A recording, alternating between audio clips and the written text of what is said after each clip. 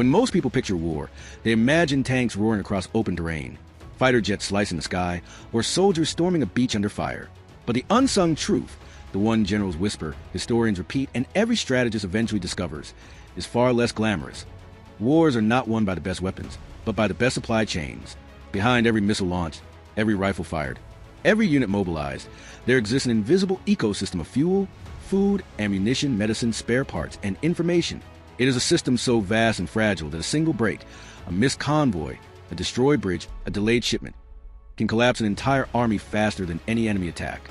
Logistics is the hidden war behind the war. And strangely enough, it has always been this way. From Alexander the Great, who marched with a mobile food economy, to Napoleon, whose empire starved on a Russian steppe, to modern mechanized armies that burn thousands of liters of fuel per hour. Every victory is essentially a triumph of movement, maintenance, and material. U.S. military doctrine admits it openly. Amateurs talk tactics. Professionals talk logistics, because battles may be fought in minutes. But campaigns are decided in months, sometimes years. And in that time, the question that matters most is brutally simple. Who can keep fighting? Modern warfare makes this question even sharper. Drones require batteries. Satellites require software updates. Tanks need complex parts manufactured on the other side of the planet. Cyber units need uninterrupted power. Special forces need rapid extraction routes. Armies today are not just fighters, they are consumers of data, energy, and technology, which means that the true battlefield is not only physical territory, but the supply lines that feed the machines that fight upon it. This video pulls back the curtain on the machinery behind military power. The trucks, the depots, the fuel lines, the air bridges, the digital networks, the systems that quietly decide who wins long before a shot is fired. Because in the end, firepower wins battles, but logistics wins wars. Let's look into the key points of logistics, each explained by a case study, from German Blitzkrieg to the defense of Ukraine against the Russian aggression.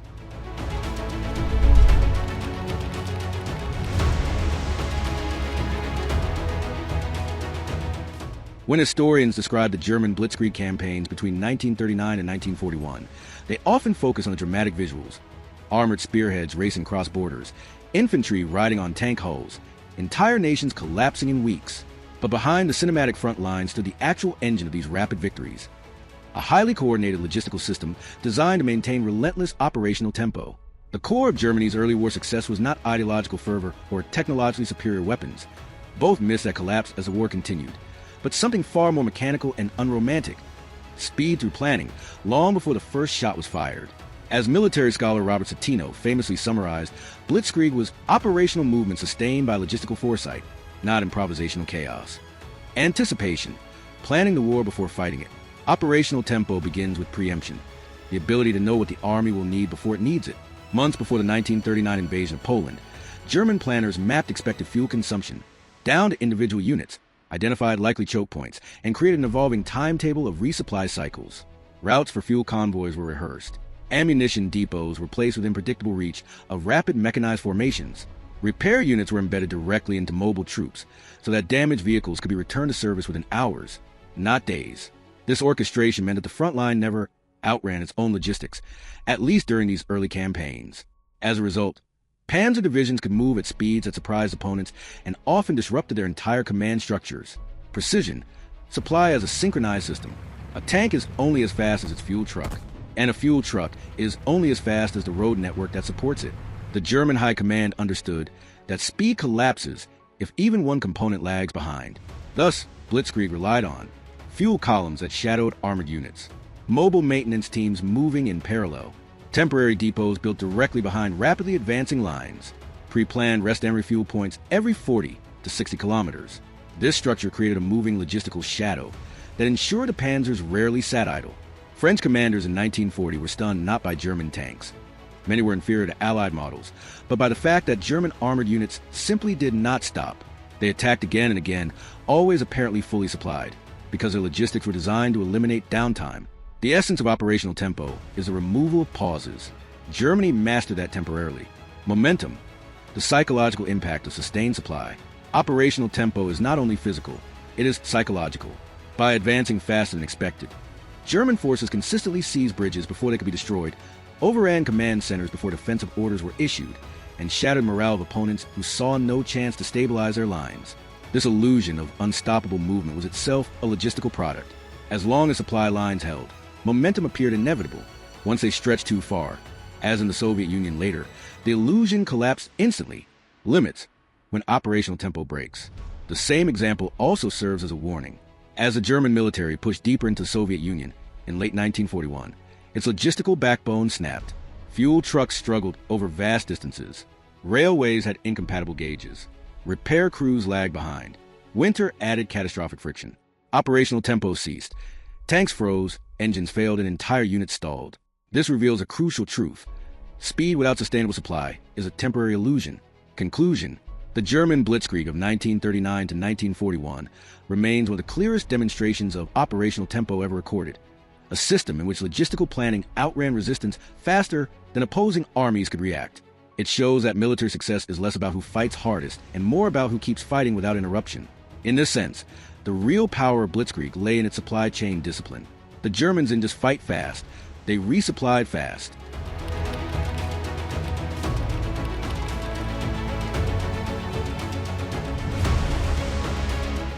In the summer of 1944, the Allied armies faced a problem that threatened to halt the liberation of Europe. Not German tanks, not Luftwaffe raids, but something far more mundane. A total collapse of supply infrastructure after the breakout from Normandy. French rail lines lay destroyed. Ports were still contested or in ruins. Bridges were down. Roads were narrow, cratered, and often clogged with retreating German units. And yet the Allies needed to feed, fuel, and arm nearly 1 million soldiers moving at unprecedented speed across France. This is where the Red Ball Express emerged, the code name for one of the largest logistical operations of the Second World War. An immense, improvised, and astonishingly effective logistical system that turned redundancy into unstoppable momentum.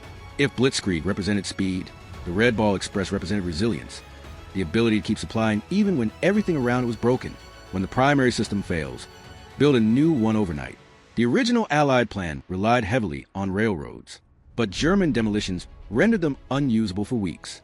Instead of slowing the advance until rail lines could be repaired, a pause that would have given Germany time to regroup, the U.S. Army did the opposite. It created a completely parallel system, a highway-based supply superstructure that did not depend on any damaged node. Within days, engineers designated exclusive supply routes, one road in, one road out, reserved only for trucks and kept moving 24 hours a day. This was resilience in its purest form. When one artery is cut, grow another immediately. Redundancy as a philosophy, everything in multiples. At its peak, the Red Ball Express operated with nearly 6,000 trucks running continuously, 23,000 drivers, mostly African-American soldiers, multiple depots feeding into multiple forward dumps, several backup routes in case of congestion or enemy interference, maintenance teams stationed every few dozen miles, fuel and parts caches prepositioned along the entire route. Nothing existed in a singular form. Every route had an alternate. Every depot had a fallback. Every truck convoy had another convoy behind it. The system was intentionally overbuilt because officers understood a brutal truth of warfare. Anything that can fail will fail, and usually at the worst possible time. By multiplying pathways, assets, and options, the Red Ball Express made sure no single point of failure could cripple the advance. Multimodal adaptation, trucks, barges, rail repairs, and airdrops. Although the truck convoys are most famous, the U.S. system was multimodal by design.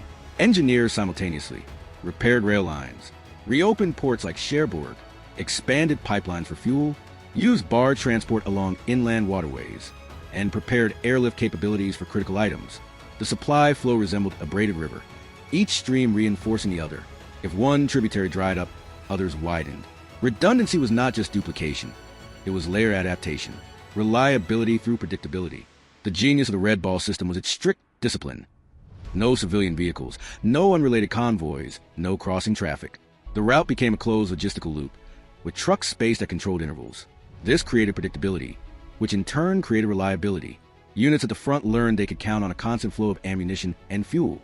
Commanders planned offensives knowing that logistics, unlike in World War I, would not lag behind strategy.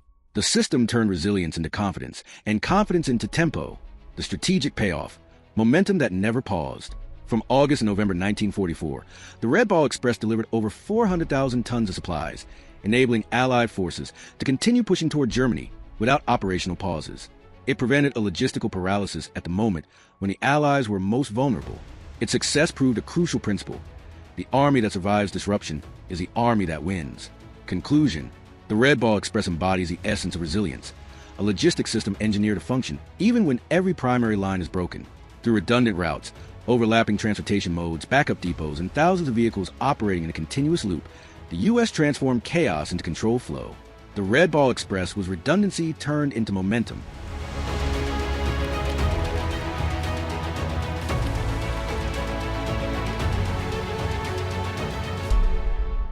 When Russia launched its full-scale invasion of Ukraine in 2022, most analysts expected a short campaign. Traditional military logic suggested that the side with greater firepower, deeper stockpiles, and more conventional supply lines would overwhelm the smaller opponent. But war rarely follows tidy predictions. Instead, Ukraine demonstrated that adaptive logistics, fluid, decentralized, and improvisational, could neutralize the advantages of a larger force and keep an entire nation fighting under extreme pressure. The success of Ukraine's defense did not rest solely on anti-tank weapons or drones. It rested on the ability to keep warfighters supplied when roads were cratered, rail links were bombed, fuel depots were targeted, and the front lines shifted daily. In short, Ukraine built a logistics system designed to survive chaos. The rise of micrologistics. Instead of relying on large, predictable depots, prime targets for Russian missiles, Ukraine created a patchwork of small, mobile, and constantly moving supply nodes. Fuel, ammunition, spare parts, and medical supplies were dispersed across garages, abandoned factories, apartment basements, and even barns. Because no depot was indispensable, losing any single location did not cripple operations. This granular system meant that Ukrainian units could rearm and repair close to the front without waiting for centralized authorizations. It also prevented catastrophic supply losses. If one stockpile was destroyed, 3 improvisational ones emerged in unexpected places. Flexibility replaced symmetry. Survivability replaced efficiency. Improvisation as a logistics doctrine. Ukrainian logistics evolved into a philosophy of constant adaptation. Civilian cars were repurposed into supply shuttles. Vans carried drone batteries. School buses transported troops, and local mechanics built ad hoc repair hubs. When fuel was scarce, Ukraine introduced modular fuel bladders, civilian gas stations, and volunteer fuel runs coordinated over encrypted apps. Bayraktar drones, commercial quadcopters, and improvised FPV systems expanded the logistics network into the air. Small drone drops supplied medical kits, batteries, and reconnaissance gear to cut off units. UAVs became flying supply lines where traditional routes were lethal. This adaptability reduced friction dramatically. Ukrainian brigades could pivot quickly when a road was shelled, when a bridge was destroyed, or when Russian forces shifted artillery concentrations. Supply officers acted as battlefield tacticians, rewriting routes daily and decentralizing authority to the lowest capable level. Dynamic response to frontline shifts. The front in Ukraine rarely stayed still.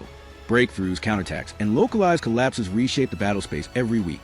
Under such conditions, stable supply corridors were impossible. Instead of trying to maintain rigid lines, Ukraine embraced fluidity. Road networks replaced military corridors. Civilian infrastructure became the backbone of military movement. Units shifted to alternate paths based on drone surveillance of Russian activity. Supply vehicles traveled in dispersed formations, often at night, using terrain, tree lines, and even abandoned villages for concealment. Russian forces attempted to disrupt logistics by targeting power grids, rail nodes, and depots. Ukraine responded with decentralization. Local commanders redistributed supplies across civilian warehouses, schools, and underground bunkers. Every destruction prompted spontaneous adaptation rather than paralysis. The human factor, decentralized decision-making. One of Ukraine's most significant advantages was empowering junior officers and logistics specialists to make rapid decisions without waiting for bureaucratic approval. Commanders in the field adjusted supply routes, requested civilian resources, or activated volunteer networks instantly. This enabled rapid recovery from setbacks. A destroyed bridge triggered not hours of delay, but minutes of rerouting. Loss of a depot triggered immediate dispersion of smaller caches elsewhere. Ukrainian logistics officers behaved less like clerks and more like crisis managers. Outcome: survival through constant motion. Ukraine's logistics succeeded because they mirrored the nature of the conflict. Unpredictable, fast-changing, and resource-constrained. Instead of trying to create perfect supply lines, they created adaptive ones. Instead of protecting static depots, they built networks that could regenerate on demand. Ukraine's logistics survived because they refused to stay still.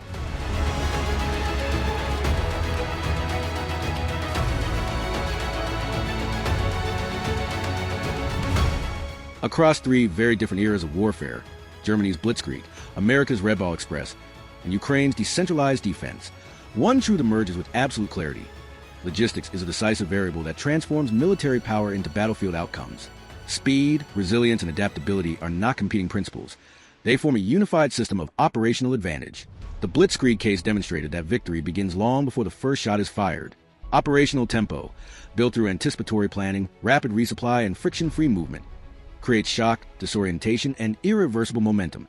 The Red Ball Express revealed the second pillar, redundancy. No matter how well-planned a supply system is, it must survive disruption. And Ukraine showed the third principle, flexibility. In a war that changes daily, logistics must become fluid, decentralized, distributed, improvisational, and capable of regenerating itself faster than it can be destroyed. Together, these principles point toward the next evolution of military logistics. Future logistics will be increasingly autonomous, enabled by drones, unmanned convoys, AI-driven route planning, and predictive maintenance systems. Supply networks will become hybrid civil-military infrastructures, leveraging civilian mobility, commercial technology, and decentralized digital coordination platforms. Resilience will shift from redundancy to intelligent redundancy, networks that self-heal, redistribute resources automatically, and reconfigure based on real-time threat data. The supply chain will no longer be a linear pipeline, but a dynamic ecosystem. Ultimately, future victories will depend on the ability to maintain logistical superiority across contested domains, air, land, sea, cyber, and space, while operating under constant threat and uncertainty. Armies that master high-tempo supply, redundant networks, and adaptive flexibility will not just survive modern warfare, they will dominate it.